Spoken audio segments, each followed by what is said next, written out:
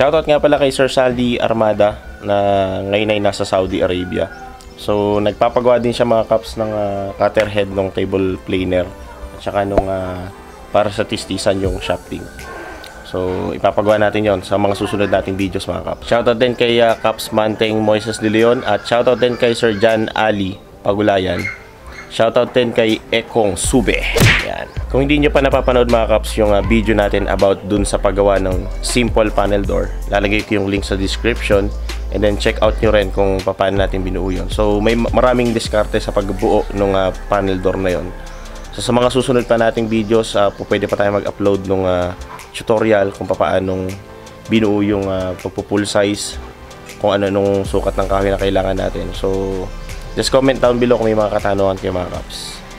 At kung hindi ka pa nakapag-subscribe sa aking channel ay please don't forget to subscribe at hit mo na rin ang bell notification para updated ka sa mga bago kong uploads. Sobrang init talaga.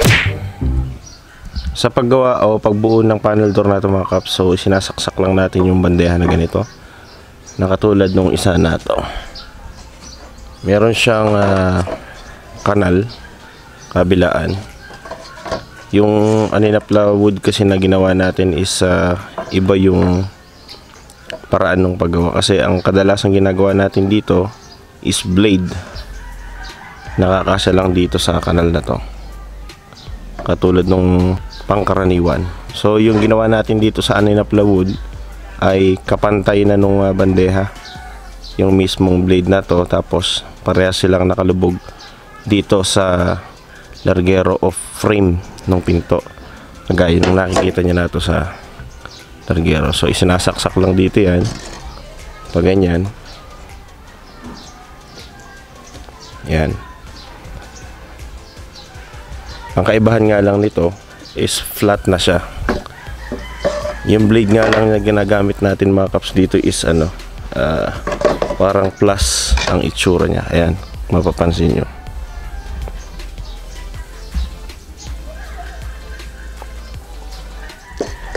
Unlike yung normal lang na ginagawa natin na flat lang siya na 1/4 tas nasaksak lang natin. Kagaya nito mga kaps. So sinasaksak lang natin dun sa may kanal nung bandeha, tapos pinagdidikit na natin siya. So kaiba to dun sa ginawa naman natin sa aninapla, which is kapantay na ng bandeha yung blades niya. Nagkaroon ng emphasis yung kulay ng kahoy dahil ginawa nating melina, G-melina yung dito sa mga pagitan niya, at yung bandeha naman niya is aninapla. Kaya mas naging maganda yung itsura ng panel door. Tulad nito mga kaps. So ganyan, sinasaksak lang. Tapos pero isa-isa pa rin ang pag-assemble nito, pagkakabit nito doon sa may kanyang largero. So yan mga kaps yung kanyang finished product na panel door. Bali natural varnish na lang ilalagay natin dyan, i-apply natin. So kailangan kikinisin pa rin natin na mabuti para mas maging maganda yung finish ng varnish nya. Ngayon mga kaps, yung G-melina, siya yung naging lining ng panel door sa pagitan ng mga bandeha nya.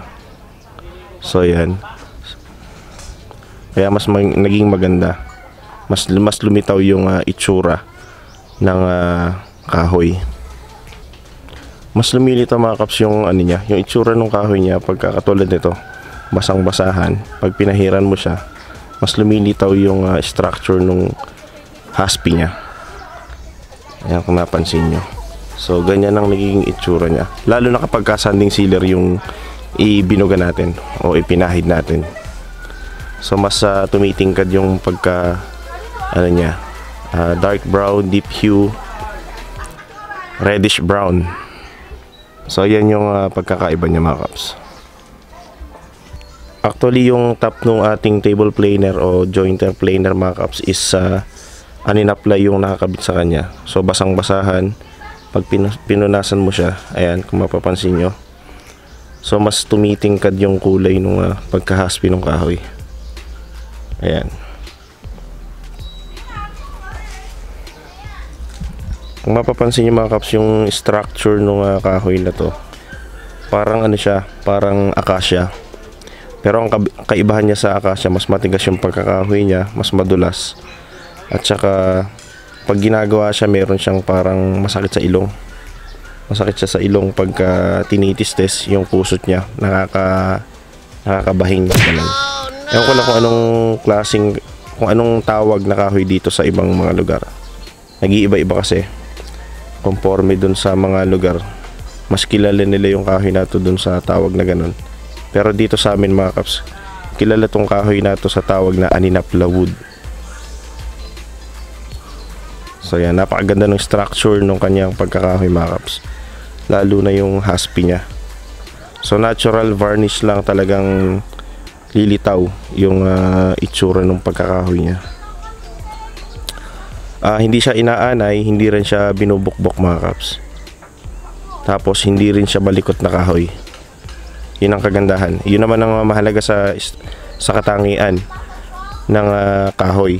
Hindi siya malikot, hindi siya pumapalipit, hindi nagbibitak-bitak, hindi kinakain ng anay, at hindi binubukbok. Actually, ang binubukbok dito mga kaps, yung banakal niya. So ito, yung mga nakaguhit na yan, Jimmy Lee na yan. Tapos etong part na to, hindi man may iwasan kasi yung banakal. Yan, kinakain siya ng bukbok. Yung puti lang naman na to, which is malapit na siya sa balat. So nagagawan din naman ng paraan yan mga kaps. Papahiran lang natin ng battery solution na puro. Tapos bago natin siya babarnisan. Aninapla wood, isang uri ng kahoy na matatagpuan dito sa Pilipinas na halos kaparehas ng itsura ng acacia wood. Kaibahan lang nila ay mas matigas na dihamak ang Aninapla wood kumpara sa acacia wood.